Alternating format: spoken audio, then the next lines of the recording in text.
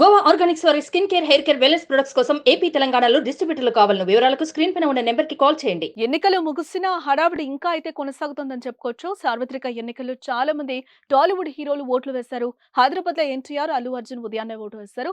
చిరంజీవి, రామ్ చరణ్ సతీ సమేతంగా వచ్చి ఓట్లు వేశారు. ఇటు మహేష్ బాబు ఫ్యామిలీతో వచ్చి తన బాధ్యతను పూర్తి చేశారు. జీవిత రాజశేఖర్లు ఓటు హక్కును వినియోగించుకున్నారు. కానీ బాహుబలి ప్రభాస్ మాత్రం కనిపించలేదు. గత ఎన్నికల్లోనూ ప్రభాస్ ఓటు వేసిన దాఖలాలైతే లేవు. ప్రభాస్ పై నెటిజన్లు సెటైర్లు కురిపిస్తున్నారు. ప్రభాస్ కు అసలు ఓటు హక్కు లేదా, ఎప్పుడు బయటకొచ్చి ఓటు వేసినట్టుగా కూడా కనిపించలేదంటూ కామెంట్లు చేస్తున్నారు. మరి ప్రభాస్ హైదరాబాద్ లో ఉండి కూడా ఓటు వేయకపోవడానికి కారణాలేంటో తెలియడం లేదు. నిజానికి 3 రోజుల క్రితమే ప్రభాస్ కన్నప్ప సెట్స్ లోకి వచ్చారని మేకర్స్ ప్రకటించిన సంగతి మనకు తెలిసిందే. అలా చూస్తే ప్రభాస్ ఇక్కడే ఉండి కూడా ఓటు హక్కును వినియోగించుకోవడం లేదని తెలుస్తోంది. అసలు ప్రభాస్ కు తెలంగాణలో ఓటు హక్కు ఉందా, ఏపీలో ఉందా అనేది క్లారిటీ అయితే లేదు.